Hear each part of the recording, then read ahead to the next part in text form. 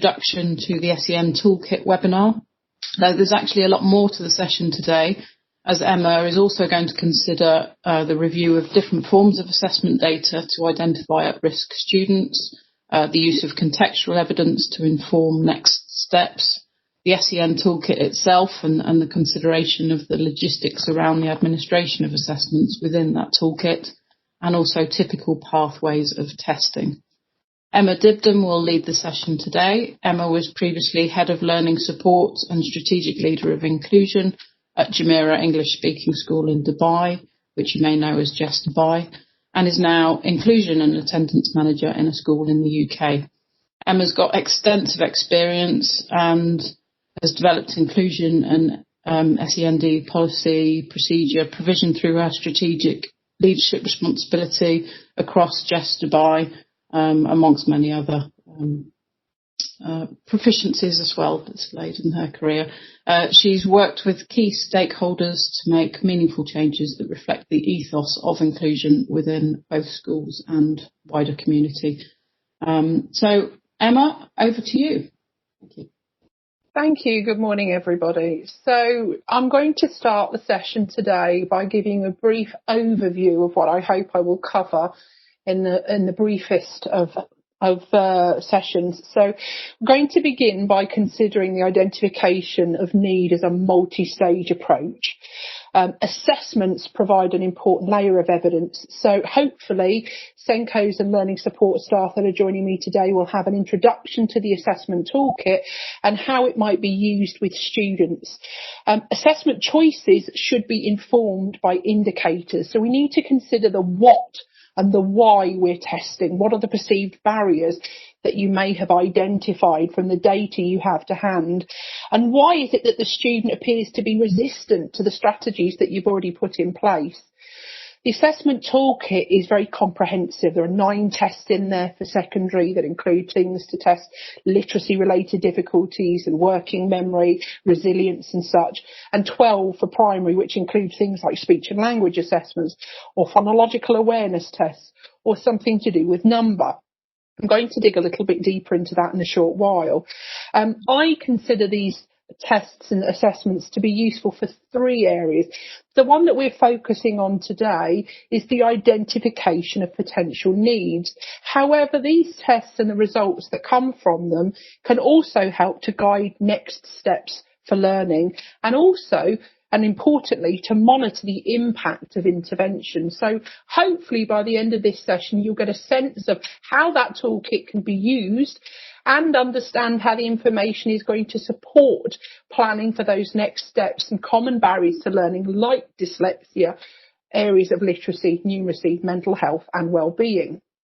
So some key focus points for this morning's session or this afternoon, wherever you are in the world, and welcome. I'm going to be having a look at how context needs to drive our decisions. We need to create the biggest big picture possible by collating all available evidence. That might be observations of learners. It might be professional conversations between staff and parents. And of course, it might be cohort data. And I typically use the language of AAA data there, attitude, attainment and ability, so that we can reflect on whole child development. I'm also going to be doing 2 other things. I'm going to look at an overview of the assessment toolkit, introducing you to some of the individual tests within the kit and the basic requirements of them, and also an element to help you consider some of the administration elements to delivering tests. A degree of preparedness is necessary to ensure efficacy, and then also thinking about matching the right test to the indicated strengths and challenges. One of the things that I think is quite interesting when you look at all of the tests that are available within the assessment toolkit is that there's a large focus on working memory. And I think that's probably because it's prevalent in so many profiles of need. So we'll dig a little deeper as we move through. I'd like to take a moment to look at these questions that Lorraine Peterson suggests that every teacher needs to ask themselves. And Lorraine is somebody with a great number of years' experience, a consultant with over 25 years of experience, and was the former CEO of Nason, so has worked on many projects in the UK and overseas. And she suggests that we need to ask ourselves these 4 questions. And we're focusing today on those first 2. What are the barriers to learning for an individual pupil?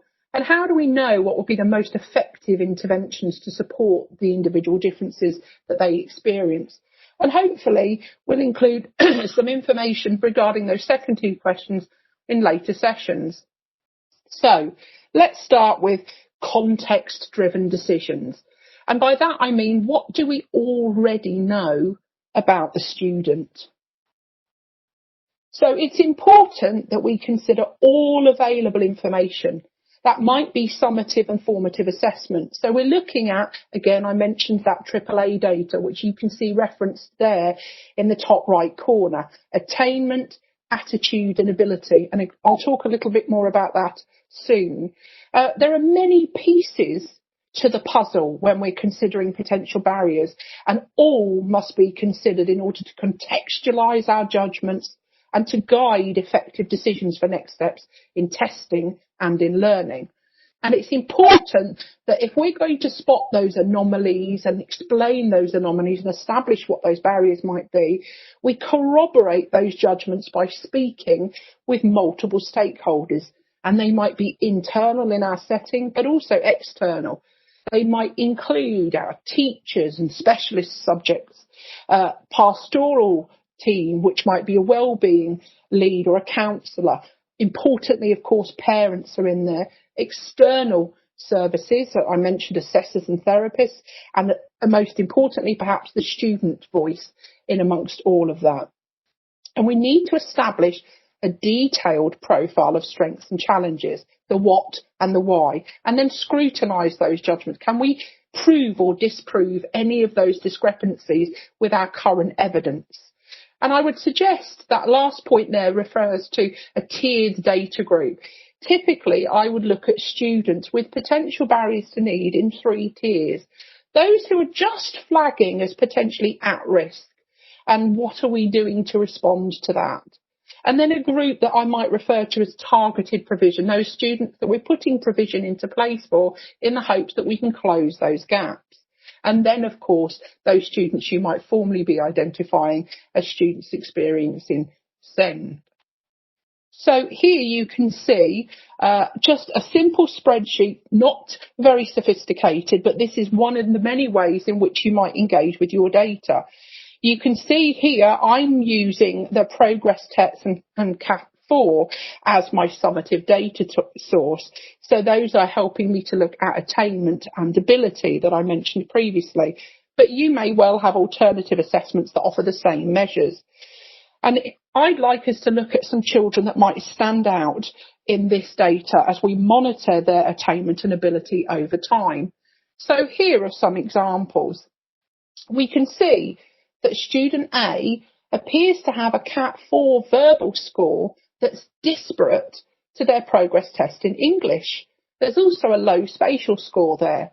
What might that mean? Student B, we can see the spelling results seem to be consistently below average over time. They've got also a strong scientific knowledge and understanding. Student C appears to have above average quantitative scores and spatial scores in their CAT4A administered in year 3, but they're not matched when that child gets to year 5. They've dropped to 114 and 105 respectively. I wonder why. Do we need to dig a little deeper? And then student D appears to have superior CAT4 scores, but they're not matched by those progress tests. Could this be a student who has a dual or multiple exceptionality? I mentioned before the importance of considering whole child. So whilst this data looks at their attainment and ability, we also need to think about their attitudes to themselves and their experiences within school. And so what you can see captured here is a representation of a similar SEN group filtered, and we're looking at their past results, the pupils' attitude to self in school. And here we can dig a little deeper again. So, for example, child A appears to be experiencing some difficulties, as we can see with those red and amber factors. What evidence do we have that might support this? Similarly, a small cluster here, this group, perhaps might benefit from some in-class adaptations or wellbeing interventions within Year 4. What can we do to respond to this data? It's also important to note, however, that we can also look at common factors of challenge across a cohort. In this instance, how can we improve organisation, resilience, motivation and independence for students with SEND in lower key stage 2? Matthew Savage has done a lot of work. As a former principal at the International Community School in Ajman, he noticed that some of his students were experiencing a sense of poor self-regard. So he had some very able students who drew false correlation between their grasp of English and their cognitive ability. And so the school responded by intensifying their EAL programme to reduce the impact of that language proficiency. And that data was informed by the results of their PASS survey. It's also really important to note that the graphs that are available within the GL reports themselves are hugely useful in spotting those outliers, and we can see that here with these two scatter graphs. The one on the left helps us to indicate students' preferences or bias for learning, and an extreme bias may of course indicate a potential barrier is being experienced. And that on the right is for our progress test. So we can see any children who are outliers because they're not making progress in line with age-related expectations. And so by triangulating that attainment, ability and attitude data, we can begin to look for those children who may have some barriers to learning. And so we're looking out for students who are not making expected progress as we'd anticipate over time, or who show a drop in attainment, perhaps below national average, or a discrepancy between their attainment and ability, or even within those ability domains within the CAT4 results.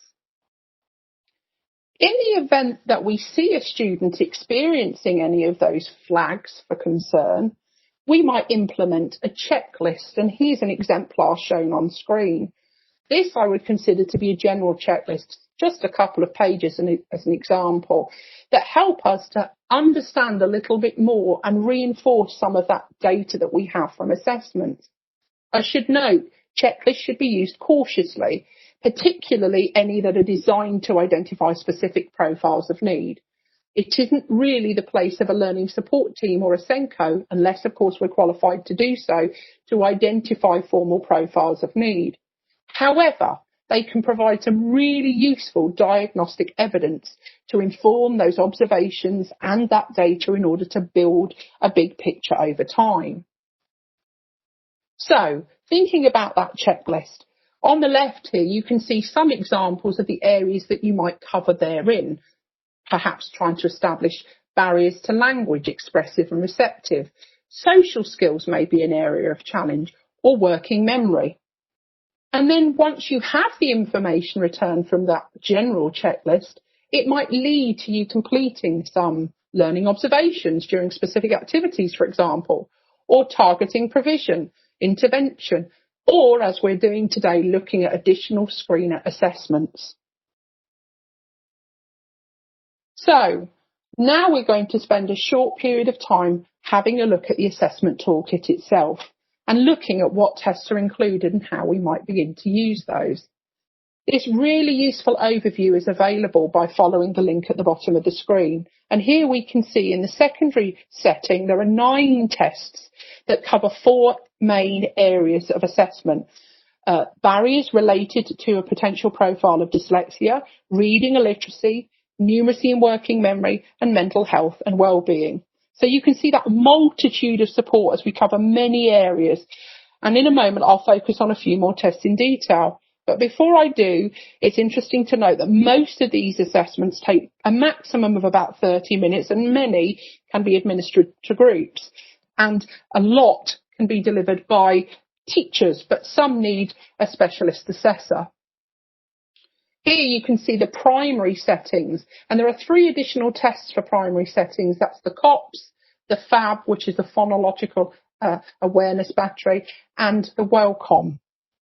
So of those tests, today I'm just going to focus on a few. We're going to look in more detail at the LAS, the YARC, the British Picture Vocabulary Scale, the BPVS, the Sandwell, and emotional literacy. Let's start with the LAS. So for the next few slides, you'll see a bullet point list, and that's going to indicate the individual skills that are tested in each of the respective assessments that I discussed. And at the bottom, you'll see the age ranges for each of the different tests. So the GL Ready platform is a web-based testing platform for Rapid, Lucid LAS, which you can see information about on screen, and the COPS. Common challenges for children and young people who may experience literacy-specific learning difficulties, like those associated with dyslexia, might include things like phonological awareness or discrimination, reading and spelling, working memory, processing, reasoning, sequencing, and many of those are covered herein. The Rapid is a screener that includes just 3 subtests and can be used as a quick tool to test cohorts in order to identify potential at-risk students, indicating a probability for dyslexia. I would add a note of caution if you were to choose to pursue that model of assessment. I would always look to proactively engage your parent population prior to that type of assessment. Explain to them the rationale for testing and your planned consequence and actions in advance so that you avoid any unnecessary anxiety, because relationships with parents are built on trust and are relationships that are likely to be lasting over time. So then the COPS and the LAS are 8 subtests, and there you can see those covered by the LAS. Each of those subtests can take approximately 5 minutes to complete, depending on the child's individual level of success with them. So I therefore recommend completing those over multiple sittings, particularly for any primary age students who may not have the level of attention of their older peers. Typically, I would administer the LAS with an individual who I expected a high probability of learning difficulties related to literacy, based on that formative and summative assessment data I have. And I would usually use the LAS as part of a battery of screeners, and the results of each of the subtests within the LAS might actually direct me to further diagnostic testing. And one of those other assessments that I often put as part of that literacy battery of screeners is the YARC, the York Assessment of Reading for Comprehension. And this comes in 2 forms, the passage reading test or the early reading test, both of which you can see on screen there. And it would depend upon the age of the child. The early reader looks in more depth at those phonological skills and alphabetic knowledge, which of course are the foundations to reading.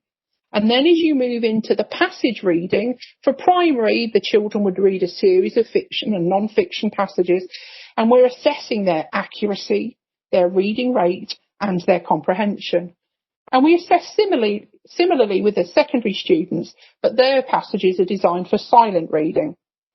So I would include within this battery having looked at the corroborated data for teacher assessments and progress tests and LAS in order to build that big picture of literacy strengths and challenges. But it's also really interesting to know that this is one of the assessments that I commonly use and have experience of using as a pre and post intervention assessment, getting lots of really rich diagnostic information about a child as a reader, and in order to monitor the impact of the intervention itself. And this is one of the tests that has an online scoring tool available. And then we'll look at the BPVS, the British Picture Vocabulary Scale. This is an interesting assessment because it has a simple picture format for assessing receptive vocabulary and a wide range of testing ages. And the reason I like this test particularly is there's no reading or spoken word requirements, which makes it a really useful test for children and young people who may experience receptive language barriers. So for this tool, I'd typically be using it if a parent or a teacher had made observations concerning a regard for following or processing instructions, the language of the classroom.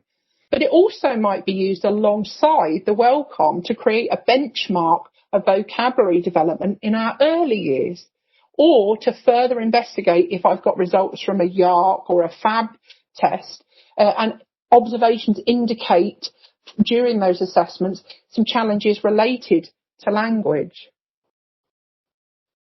This is a really useful resource from GL that helps us to track those various different pathways for literacy specific assessments, and so might help you to establish and feed through to looking at those individual barriers.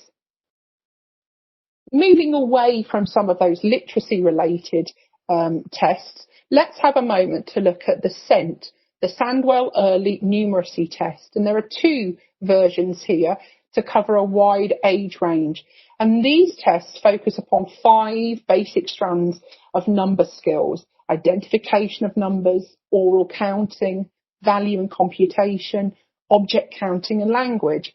And they may be used in many ways. We've used them to identify students who may have been flagged with concerns related to potential learning difficulties, and they might help to inform decisions related to teaching and learning. However, we've also used them, much like the YARC, for pre and post intervention, again providing that really helpful diagnostic information and to allow us to monitor the impact of specific interventions. But we've also occasionally used this to explore potential giftedness related to number knowledge and application, most typically with children in our early years in this instance. So you can see these assessments have a huge layers of impact across many areas. And then moving on away from the academic side of a learner, when we're thinking about that whole child development, it's really important that we think about things like self-awareness, self-regulation, motivation, empathy and social skills. And if we're looking at those, then we'd be thinking about the emotional literacy assessment. But the bonus of this particular testing kit is that it's also an intervention tool and guides you with decisions and responses as next steps. These assessments come in the format of checklists, one each for student, parent and teacher, and they generate numerical values that produce an emotional literacy score. And within the parent and teacher checklists, you can get a scoring breakdown for each of those 5 areas of subscale, as well as the overall emotional literacy score. So when might you use this particular assessment?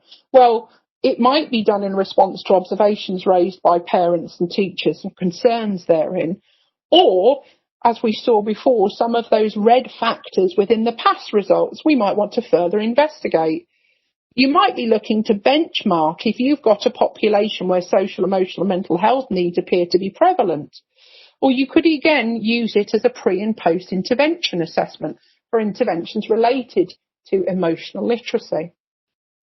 Now, I've mentioned past results several times now, and for anyone who's not familiar with a pupil's attitudes to self and school, I did talk briefly about Matthew Savage and the work that he's done in previous settings, but we've also used this to great effect to address the vulnerable groups within the school.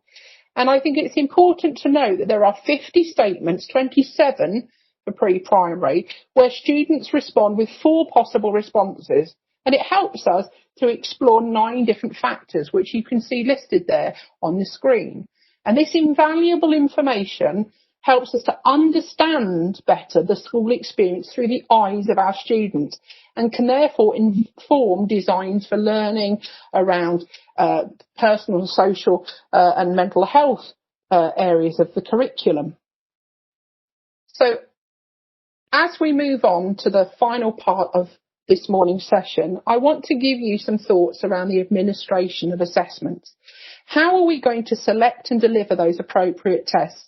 Now, we've had a look at some examples of the kits, and we've considered the context and used available information to inform our assessment choices.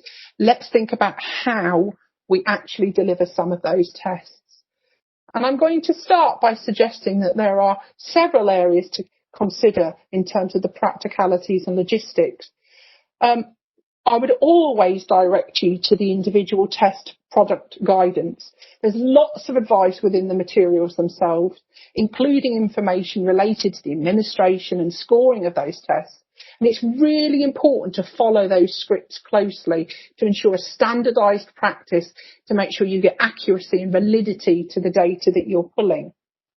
And then it's about being prepared and adequately trained. So what I'm going to follow with is a basic framework of considerations that I hope will help to enable effective testing within your setting. So the first is time management. Be mindful of the age and stage of your students. Very young children or those who may experience attention challenges may need to complete these tests in multiple sittings. And when you're talking about the computer-based assessments that I mentioned earlier, the RAPID and the LAS and the COPS, each one of those subtests must be completed in order for the computer to save progress. So those are things you need to bear in mind when you're factoring this into a timetable. I'd also suggest, however, that you think to deliver the tests at a time when the child is most receptive. So with younger children, for example, avoid afternoons if possible, and especially try and avoid overrunning into break times or those art or PE lessons that are so inspiring. And then last of all, I would suggest you think about, have you got adequate time that you can build in those impromptu breaks for children who need to step away for a few moments? The space that you deliver these assessments in needs to be distraction-free and quiet in order to elicit the best responses and to ensure that testing is going to be as impactful as you'd like it to be. So, for example, if you're using an office, ensure that a child can be seated comfortably at an appropriate height and can adequately engage with the test. Be mindful of those unexpected distractions, somebody knocking on the door or the phone ringing. Reduce and remove those as much as possible. And where possible, try to familiarise the child with the space before you begin testing. Again, particularly for those younger learners. And if it's possible, can you accommodate for alternative seating for a child that might benefit? There are many times when I have had a child seated on an exercise ball when they're completing their assessments to give them the best chance for success. The materials and the resources that you're using, it's really important that you familiarise yourself with those test materials, the scoring papers, the script, the awareness of any additional testing resources that you need.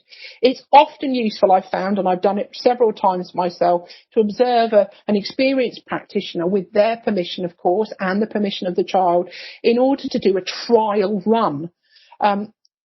I would suggest that you make sure you ensure everything is to hand and that your computer is logged in and ready to go, so that at every opportunity you avoid keeping a child waiting so that you don't lose their attention. Perhaps the most important thing to factor in when you're thinking about those additional assessments is how and when you're going to discuss that testing with parents and with students. It's really important to seek parental permission to complete additional tests or those that are different from anything typically completed by the cohort.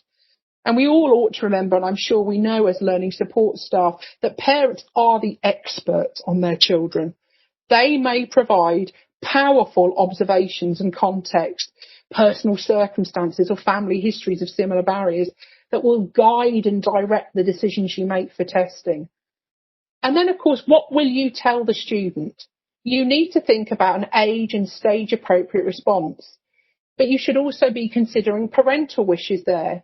Some families may not wish for their young children to have an understanding that you are digging deeper into barriers, so you need to be sensitive to that. And additional sensitivities to bear in mind is we're not aware of personal circumstances related to finance, cultural sensitivities or emotions that may affect parental engagement. So we need to be patient and supportive as we move through this journey of assessment. One of the things that I would always recommend, where possible, is a central communication system used for recording observations and discussions from teaching staff and parents. This can provide a really rich background of evidence over time to help you to build a pattern. The specific system you use doesn't really matter. so long as you're able to maintain that central record that's accessible to all staff, used professionally and held securely, so that you can reflect and build that picture over time. Scoring, quite often the part that makes us all nervous. And I would say it's always a good idea to collaborate in order to corroborate. So most of the tests, as I mentioned previously, can be completed by teachers. However, it's always useful to sit with somebody to corroborate scoring in order to ensure efficacy. I would familiarise yourself in the same way as I suggested with the testing papers, with the scoring materials too. Make sure you observe or work alongside an experienced practitioner until you're very familiar. Also, you need to discuss your test observations with somebody who knows the child. It can be really useful. For example, if I'm testing Johnny and he sits and shuffles for much of the assessment, is that typical behaviour for Johnny in class? Or is that something I need to bear in mind that might have adjusted those results somewhat? And then always, if there appears to be an anomaly, check, check and check again. Have you recorded the date of birth or the age in years and months accurately, ready for standardisation? Have you used the correct conversion chart, and I've been there before, and have you tracked it accurately? So, what are we testing and why? Before we administer any further assessments, it's always really important to review the evidence and discuss it with key stakeholders so that we can really understand what our perceived barriers are. It might be reading accuracy, number knowledge, difficulties in communicating needs perhaps, and they all form part of that assess, plan, do, review.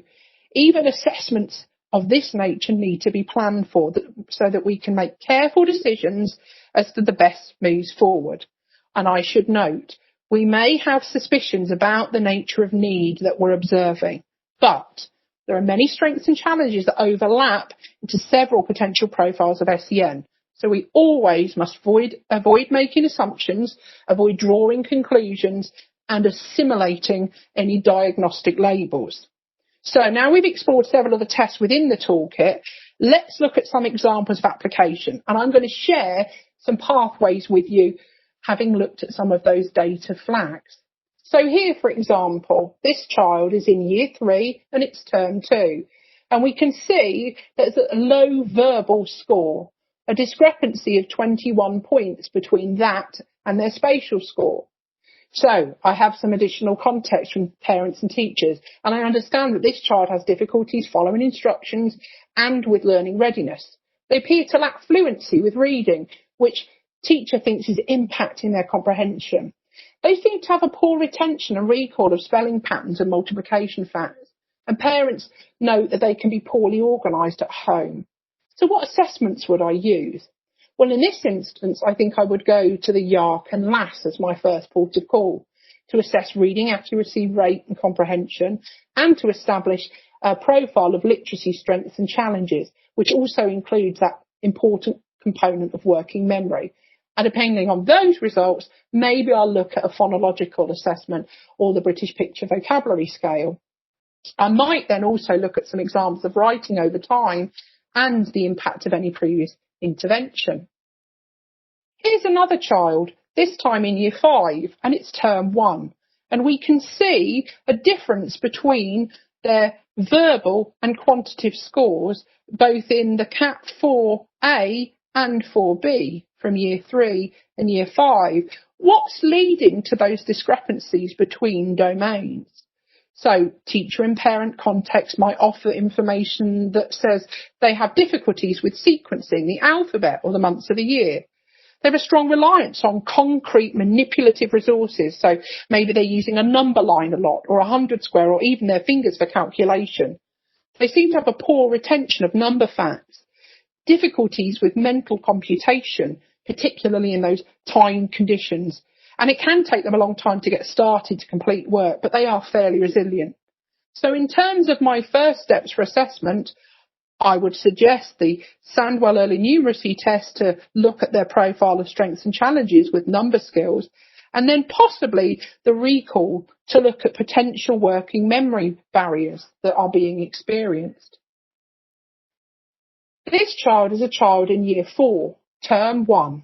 And we can see this time, thinking about whole child development, there are some flags for their PASS. Factors 1, feelings about school. Number 4, preparedness for learning. 5, their attitude towards teachers. And 9, their response to our curriculum demands. And having asked for a little bit more information, I know that this child can find it challenging with changes to routine and can be disruptive to their learning. They don't always respond promptly to teacher instructions, and they come often unprepared for PE lessons, but are highly engaged during music and enjoy singing. So, in this instance, the assessments that I would use would be the emotional literacy to look at their strengths and challenges and potential intervention to address some of those areas of difficulty that they're experiencing.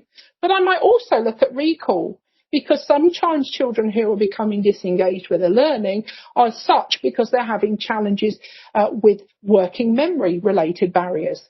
And then additionally, I might think about doing some observation during PE and music, areas where they seem to have specific strengths and challenges, or maybe even find out how they're engaging with extracurricular activities.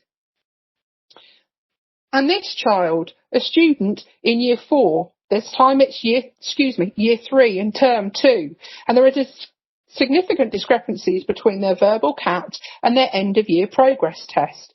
27 points we can see there between them. So what does that mean in terms of context? Well, teacher tells me there seems to be a poor comprehension as we move into those higher order reading skills, and there are difficulties with spelling. There are strong ideas for this child in discussion, but they don't typically manage to transfer them into written tasks, and they can be slow to follow instructions and often look at their peers to find out what they're supposed to be doing. So what assessments might I use? Well, again, I would go to the YARC and the LAS to explore those specific literacy-related difficulties. And then perhaps the BPVS to see if there are any receptive vocabulary challenges, and possibly the recall to look at executive functioning. Can I identify why there seems to be a difference between their ability and their attainment and progress? So you can see there are lots of areas where we might think about the indicators for further testing. Ability domain bias, discrepancy between ability and attainment, or within subcategories within specific tests like reading and English skills, drops below expectations or low pass scores, or those concerns raised by parents or teachers. It's important that many flags are indicated, maybe indicated over time, and some of these are just one of the ways in which you might dig a little deeper. So you've now got, we assume, several assessments completed alongside all of that really rich cohort data and all of that additional layers of information. How are you going to present that to teachers and to parents?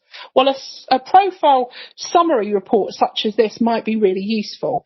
And this is just a couple of pages as an example, but you might consider using within that report recent progress data from testing, current teacher assessment, CAT4 scores if they're available within your setting, a summary of the identified concerns and what you've done to respond to those to date. You might use data tables and explanation for each of those screeners so parents have a good understanding of what it is that particular subtest was looking at. Previous screener results might appear there as a comparative and/or recommended next steps for learning, both at home and in school. And I should note, when we're talking about previous screener results, we don't typically repeat most of the screeners within a 6-month period. So you might be tracking back to previous academic years. So as I draw towards the end of my presentation, I just want to reinforce the importance, and I've said it so many times now, of contextualising that evidence in order to build an accurate representative profile of strengths and challenges. What you can see on screen here is something that myself and a former colleague at Jess developed together when we were looking at the ways in which colleagues engage with the CAT data. And this is through the lens of learning support. So once you have all of those layers of data, then what next? How will the information that you have inform planning and provisions for students? Well, I hope to cover more of that in the future with you. And so, to finish with a summary, SEN identification is a multi-stage, multi-practitioner process. Carefully analysed assessment data, both the cohort and the specialist, provides essential detail for unpacking the level and nature of barriers experienced. And so I want to just talk you through a few key systems and procedures that you might want to consider to have an effective process within your setting. So you could consider developing a system for tracking the data of your vulnerable students or those at risk. Maybe it's a spreadsheet like the one I've shown you, or maybe there's something else that would work better within your setting. You need to think about the shared responsibility for analysing data from different perspectives. So from a learning support perspective, how are you sharing that? And from a class teacher's perspective, senior leader's perspective, and so on. A centralised system for communication. Is there a hub, a place to go where you can go back to find that really rich anecdotal evidence and build a pattern of challenge over time? The referral process. Are your teachers going to be confident of to what they have to do if they're identifying a student within their class who may be experiencing some barriers? And then could you provide a checklist or similar to help with the identification of those barriers so that it might direct you to appropriate selection of tests to match to the needs? The reporting process. How are you going to collate and share all of that information and data regarding the possible SEN related needs with colleagues and parents? And last of all, and perhaps most importantly, a consistent model of communication and engagement with parents. They are the expert on their children, and co-production is so important, particularly if you're going to be working with this family in the long term because their child may have some potential long-term barriers to need. So I hope all of that information is going to be useful for you to consider how the SEN assessment toolkit might help you to dig a little deeper in order to identify potential barriers for learning for individual students, thinking about some of those next steps for learning, and also, of course, the benefit they have for monitoring the impact of interventions within your setting.